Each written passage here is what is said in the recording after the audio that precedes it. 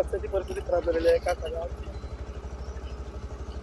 आज आपण बघतो की शिरगाव ते चंदनसर हा जो मुख्य रस्ता आहे, ह्या मुख्य रस्त्याकडे बुलेट ट्रेनने जाणारा जो प्रकल्प आहे हा केंद्रीय प्रकल्प आहे आणि केंद्रीय प्रकल्पाचं आपण स्वागत तसं करतोय.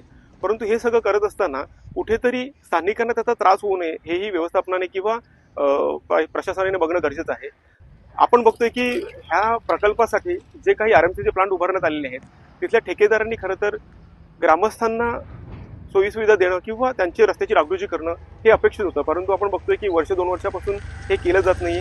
परिणामतः इथल्या लोकांना म्हणजे इथल्या विद्यार्थ्यांना असेल तर जीव मुठीत घेऊन त्यांना प्रवास करावा लागतोय आणि हे सगळं करत असताना ह्याच्यावरती कुठेतरी प्रशासनाने विचार करणं गरजेचं आहे.